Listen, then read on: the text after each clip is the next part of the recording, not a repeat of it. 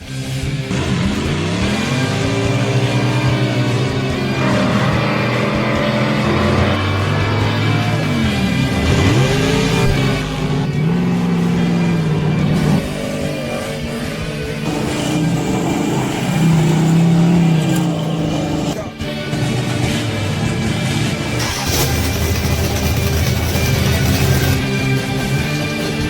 are you doing, dude?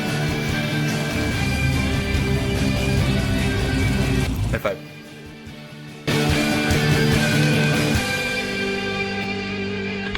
Hey guys, welcome back. Jet Scott here, and today, kind of a boring video. It depends if you're a Holley nut like myself. So, I'm going to be rebuilding one of these carburetors right there, right there. And I figure, well, it might be kind of neat to show you guys what makes these carburetors so special, what makes them so hated, what makes them so junk, what makes them don't work, but the things guys used to do to try to overcome all the problems with these Holley carburetors. And this is a predecessor to the double pumper. Obviously, the Holley double pumper is like industry standard for like performance carburetor and then the Dominator. But this was the first try at making something like really high performance using vacuum. And vacuum to me is junk. You don't rely on that for power. But this is a neat carburetor, and we're going to show you what it is. Of course, anybody who knows, they know I've got a collection of these, even though I hate them and they nearly killed Jezebel with the old 3D3. And in fact, let's get right into it. We're talking about the Holley 3-barrel. Oh, and its infamous glory. Yes, I have 4 of them. And just to show you, so we have this bad boy right here, and this one is list number 3916. That's what all of these are. There 3916 list numbers. These are the 950 range, and they made them in, I think, a 1030 as well. And how you tell the 1030s apart, instead of having down leg boosters, there is no booster. It's literally just the tube. That's how you tell them apart. So Holley had this crazy scheme of building this carburetor to have this kind of CFM and have this giant vacuum pot, which looks a lot like a Mopar 6-pack vacuum pot, but is not. This is special only to the 3-barrel series carburetors. And when you refer to a 3-barrel, you are referring to the 3 throttle plates. All of these carburetors only have 3 throttle plates, and it looks like a face. And all of these, they open up like this, and then you got the big vacuum pot that actuates, and it controls that door. Now, what makes these carburetors so problematic is that if things ain't set right, just like with any vacuum secondary carburetor, you're going to have a hellacious bog when this bad boy opens, because there's nothing giving fuel to these barrels other than what's coming out of the boosters. Whereas in your primary, you got the shooter, which on a double pumper, you got 2 of those, and that's what makes a double pumper so awesome. So, you got this big vacuum diaphragm, and they're just supposed to open up gradually, but I've run them before. In fact, this exact one is the one that nearly killed Jezebel's engine. If things ain't just right, I mean, these gaskets, all the gaskets that go back here are special. The metering plate is special to these carburetors. You can't interchange it. It is very special, and it works with this diaphragm. And that's what nearly killed that engine, was I had made a homemade gasket that had wrong holes, and this thing was just drooling fuel. These carburetors are very finicky, and you got to have the right parts. There's not a whole lot of mixing and matching in stock form. So basically, these things came out as an experiment, and they work okay, but they weren't great. Holley came out with a double pumper, and these things were immediately thrown in the trash because they had issues. So what racers did before we had the double pumper is they experimented trying to make these things better. And thus we have the earliest form of the double pumper right here. And this is about the crudest version. So this is an old, I'm guessing that's J.C. Whitney. It's a double shooter. Your primary shooter comes out right there. Then you have these extra long sons of guns that go onto the back. So when you actuate this guy, it's all mechanical. And that's going to shoot fuel in there. And you basically have a double pumper, but with a single pump. This and this one, by the way, is done very homemade with a screw. That's very common. That's the old school way of making your vacuum secondary Holley a mechanical carburetor. And then we'll come over to this baby, which is actually on display in my bedroom. This thing's got a lot of neat stuff. This has got just about every trick part you could put on a 3-barrel put on it. Yeah. So we have this same piece right here, and I have another version of this that's actually a plastic or nylon shooter, and then it has a copper tube that has a single line out, and then it splits. And I was going to dig it out, but it's too hard to dig out. So what makes this one so nifty, and why it's on display, is it uses these gears. And these, I do believe, are J.C. Whitney. And they're timeable. As you can see, they have little Allen head screws, and they're timeable. It's very neat. Now, of course, this carburetor has double pumper chrome balls on it because I just want it for display. Obviously, you wouldn't have that check ball in the back. You can't do that. But this carburetor is completely mechanical. I mean, it's a 1-to-1 ratio. So this thing, I would imagine, would be a bog machine, literally. Because as you're opening the primary barrels, you're also opening the secondaries. I mean, it's literally just wide open. And this carburetor is just neat. That's why it's on display. That was my first 3-barrel I ever bought. And that was actually wrapped up in old Kansas City Star newspapers. Paid like $100 for that at swap meet. Now the carburetor we're going to do today, because this one's actually ready to go. This one is in stock form. It's in great shape. This one I like a little bit more because it has the choke plate, but it's missing the cable, and the secondary throttle blade is literally frozen shut. There's no freeing it up, so I need to replace that. And I got another one found. This one is ready to go, and someday we're going to test this on an engine in relation to this bad boy, this is the one we're going to be rebuilding today. We have given it jet extensions, but in the front. Now, normally you put jet extensions in the back for when you hard accelerate and all the fuel goes to the back, but what I did here is so you can easily change your jets, because you only have one set of jets. And having a Pro Max jettable plate in the back would be amazing, but I don't think they make it for a 3-barrel. And like I said, this secondary metering plate that goes back here, not a metering block, it's a plate, is very special. Now, you could probably get away with changing without the diaphragm, but that gets a little scary. And we've also added a 50cc accelerator pump here, so we get way more fuel discharge. Because you got to remember, with this extra long shooter, you're now feeding the 2 primary barrels and the big secondary. So the more fuel you can add into this thing with all of this air, the better it should operate. And I don't know, I've just been having a lot of fun putting good parts on this bad boy.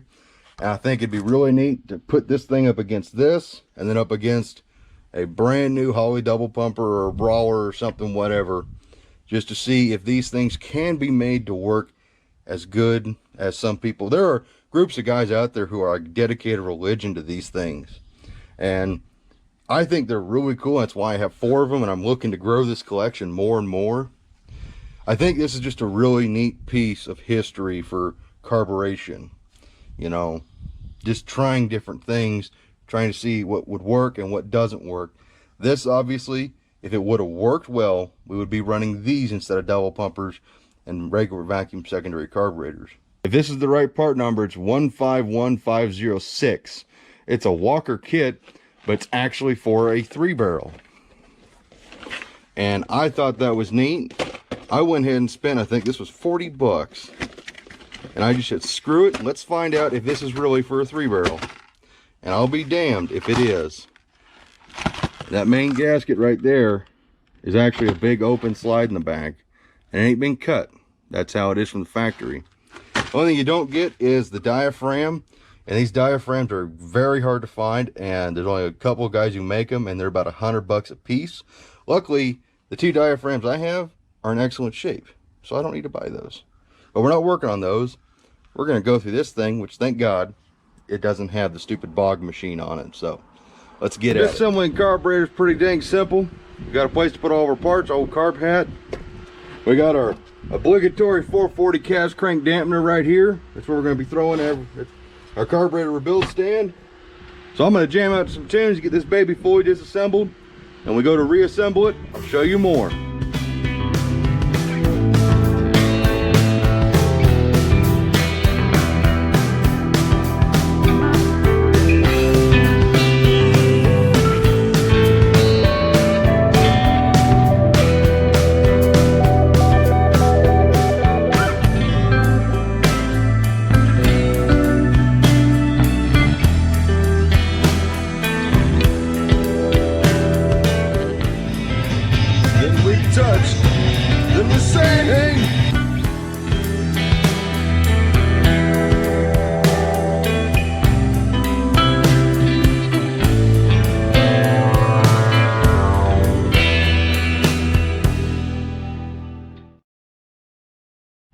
Alrighty, and we're back. Everything's cleaned up. Let me tell you, separating these two was an absolute chore. The gasket, the original gasket that connected them, I mean, it was like Loctite glue levels. I mean, I literally took a razor blade right in here and then wedged in with a screwdriver all the way around.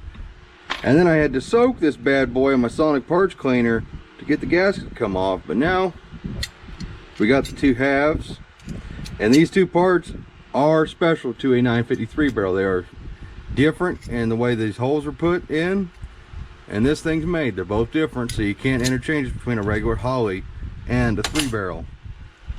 So I'm going to walk you through some of the things you should do. Well, first off, so on a 3 barrel, you have to run a plastic or a nitro-fill style float. You can't put a brass float. It'll hit on these specifically. There's not enough room for the center hung float bowl to run a regular brass float, because it'll be up against it. That won't work. So we got two matching floats for that. This carburetor had this plastic guy in it. I'm taking that out. I'm gonna match them. Don't need to do that, but I'm doing it just because I want to. So we have the original gaskets. This is for the metering block in the front. That's the same gasket. Match them up, make sure all the holes are the same, or at least similar. And they are exactly the same. There's no covered holes. So we go with the front one. And for the back, this is where it gets really tricky, because on a 3 barrel, these are special, like I said. So that's their 3 barrel gasket. See how this hole is longer? This is our reproduction. It's a little bit different, but all that matters is the holes line up.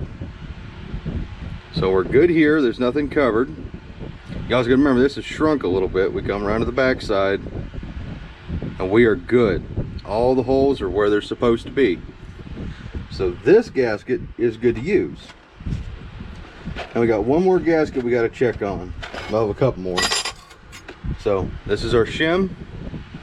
The gasket, I already know this is correct by looking at it. All the holes are there. Two that are supposed to be blocked are blocked. And then the other gasket, which is obviously correct, is the actual 3 barrel base gasket, which is this goofy guy right here. We'll take that with the original, and yeah, they are the same. So now we're good.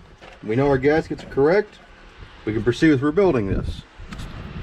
Now when I'm going through a Holley carburetor, I kind of have to work my way top or bottom to top. So the first thing is, obviously this base has little dowels. You line the gasket on, and all the holes are where they're supposed to be. And what you can do is also lay it on here and make sure it's in the same place. I've already done that. So we'll get that baby seated on there. If it'll seat, there it goes. Perfect, whenever you start the video. Then you're going to take your screws, which are these, your larger Phillips head screws, and they just go in their normal place. I'm going to put all those in. I'll be back in a minute. Alrighty, now that those are tight, you want to make sure everything opens. It opens like it's supposed to. Now on a normal carburetor, this thing will snap right back. We're relying on one spring to do everything, so it will not. And on this bad boy, we're going to focus on the back first, because this is kind of the trickier part on a 3 barrel. that right there so you can see it. So we got all this McGubbins. So this guy obviously goes down first. This is what your fuel bowl sits to. This guy will go up against there. Make sure it's on the right side. Yep. And that'll seal in between those two. So you got a gasket between the steel and the aluminum. Then you got a gasket between the steel and the carburetor body. And you want to make sure everything sits in there like where it's supposed to be. Just like that. You'll have that hole showing. And you'll have this hole showing. And that's what it looks like all assembled. That's your metering plate assembly. That'll go on. Then you have these funky little screws. I've never found the proper head for these. So you just got to find the right flathead screwdriver. So I'll put these in and I'll be back again. Alrighty, now that assembly is done, we can move on to the front. Before we do that, we're going to assemble everything else that needs to be assembled, and I'll walk you through what needs to be done with setting your floats and all that fun crap. Alrighty, so don't mind me. You're going to be working through me. Alright, so we'll get out our float bowls because they're our next assembly. We'll start off with our primary, which is going to be easy to tell because it has these bad boys for the jet extensions and the old Dujma-Wop, which squirts the fuel, aka accelerator pump. The rubber umbrella, as they call it. This is the newer style. What you do is you take that guy, stick it in there, hold it in there, grab it with your fingers, pull it through until that little knot comes through, and you cut that baby off. Get that, throw that away. Now you got a new accelerator pump, diaphragm, whatever that doohickey is. Now we need a needle and seat.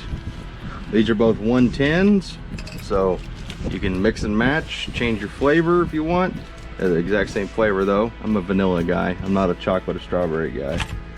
I had these looking really clean at one time. They don't look really clean anymore. All you do, you get that bar kind of in the center, and you just kind of wiggle it in there till that sits flat. Then you take these really special little guys right here, and if you got giant fingers like I do, you just kind of wrestle them in there like that and hope they seat in. Take this one, it's gonna fight you, just go, and then it goes in there eventually. You're gonna take a little screwdriver, go tighten it, and drop your screwdriver too. Don't just do that. That's a very crucial point in rebuilding a Holley carburetor, is dropping your tools. All right, now we got that bad boy in there. You want to drop that baby down. Well, actually, we're going to lube that up. I had a couple of these where these things were sticking already, so I just put a little bit of spit on there, tested a couple times, lube the O-ring, and then you plop it down, and then use this jam nut here. It's actually the adjuster nut. You just tighten that a little bit, hold that, flip it upside down, and now we just want to watch the float till it's about level with the world. So we'll look at it through the camera. A little bit different. A big screwdriver. And I mean, you can put a wrench on here, but if you got man paws and real strength like a true man, just jam that baby in there, hold that, and you just tighten that thing. Like I said, you gotta have man paws to do this. You can't have little girly fingers. That's tight. That won't leak. That's set. So that float is done. That looks weird, but that's just the shape of that float, I guess. And what you can do when the engine's running, you know, when it's up to temperature, you can look through there, and if you got gas coming out, you lower it a little bit, whatnot. So, but on this kit, this is apparently not a super high-end kit because they don't give you the little metal washers or metal gaskets for these. They get the excellent quality little red fiber ones. Then you just put those bad boys in there tight. Do have some, but they're used, and not on this carburetor. This carburetor is going to have enough things going against it. Instead of putting a good used one in there, I'll put a brand new one in there. And if it isn't the one I particularly want. So you get that baby in there snug by hand, and you take a wrench, tighten it down. I use this big crescent wrench for just about everything, just because I like it. I've been using it for all my Holley carbs and never really had an issue.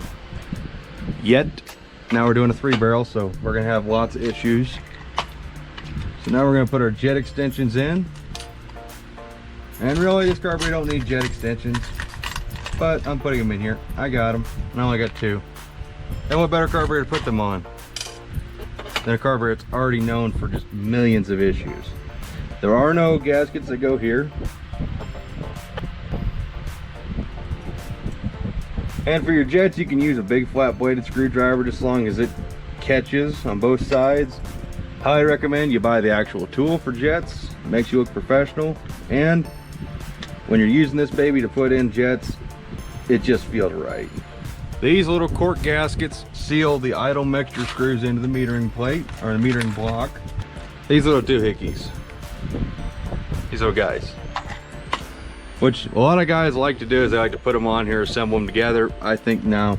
I take these guys, I push them in the hole, just as such. I'll take a little screwdriver and I'll seat them in all the way, and then I will put the needle in there and let it thread through. There we go.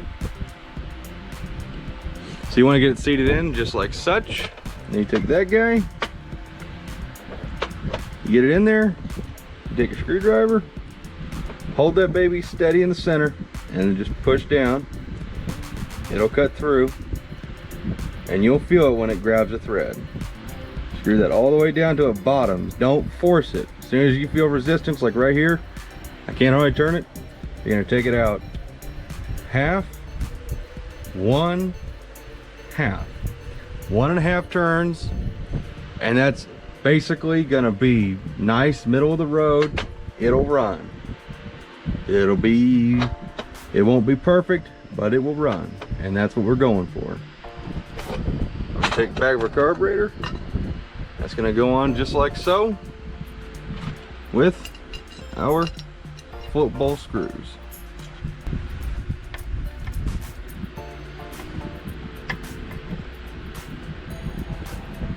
All right, now the back of our carburetor is assembled just how it's supposed to be. So now we're going to take that gasket.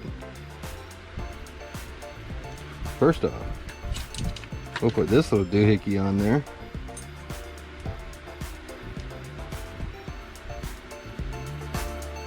Oh yeah, that gasket fits nice. Some of these gaskets, you really got to press it onto these holes, these little dowels. This gasket fits very nicely.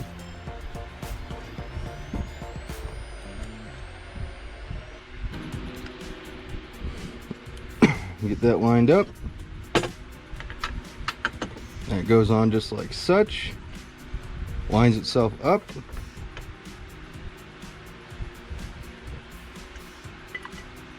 You're gonna put that on.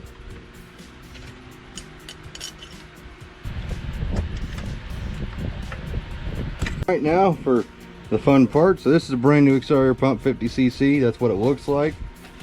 In relation to a 30cc pump, that's the difference. At least the diaphragm. So then you're going to take your spring for a 50cc, which what we're running, if you're running a 30, it's only about that big. That sits in there. The diaphragm goes on top. Then your actual housing goes on top of it. And if you're smart, you got all your screws ready. Not me. Now your 50cc accelerator pump is on. Now if you want to set this up, this arm, there needs to be about the width of a piece of paper. And as soon as you start to move the throttle, you want that to move. But you don't want this putting pressure on the actual pump itself, or you won't be getting full travel. So as I got this set up, it's perfect. Ow. A little plunger. We'll loop that up. That drops in the hole right here for the squirter nozzles. Drop that down. And another piece that makes this carburetor special is the extra long shooters. See, there's your primary hole. There and there. And you have those guys, which are hard to miss.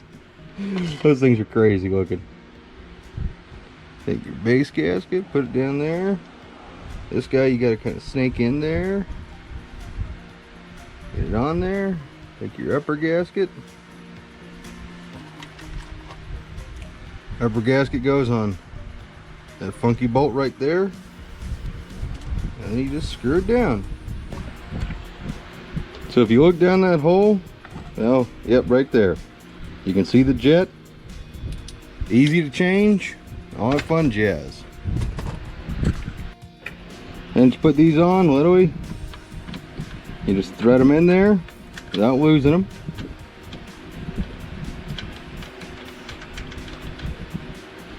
You lock those babies down. Like I said earlier, 4160 fuel line for this baby instead of a 4150. Get this 4160 carburetor.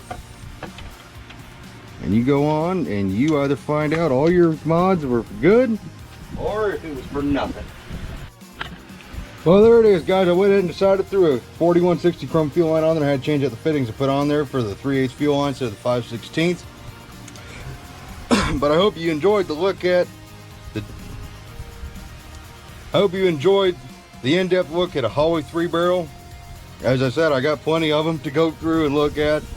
I hope in the future to be able to put one of these on the cars. One of the cars, this one's ready to go, and so is this one. It'd be fun to do a side-by-side between a mechanical modified one and a stock one. In fact, I got the perfect engine in my mind for this test. It's an engine I don't care about in a car. I will be picking it up hopefully sooner than later. And that engine, I know it's got issues, so the perfect engine. If we blow it up with a 3-barrel, who cares? So I'm going to test that bad boy and this bad boy, see if any of them are any good. I would just throw it on the old dark because that little 273 is kind of a guinea pig, but I don't want a chance with that engine. I like that engine a little too much. So, but I really hope you enjoyed this little in-depth look. Gives you some pointers on how to go through a Holley. I've obviously got videos on rebuilding double pumpers. Just trying to show folks that rebuilding a Holley carburetor is not hard. It's pretty easy. It's pretty straightforward. And if you know what you're doing, you can't mess nothing up. And I just really hope you guys enjoyed. I didn't plan on spending this much time on this video, but that's how things go. You spend more time on the video than you plan on, and yada yada bada bada. So, as always, guys, hope you enjoyed this video, and I hope you look forward to more content from this channel, including Jezebel, our blue ratty Charger. If you ain't seen the hood skip video, go check that out. And there's a vehicle back there still waiting its turn. We'll be working on this weekend. So, hope you guys enjoyed. Hope to see you in the next one. Bye bye. Carrots and potatoes.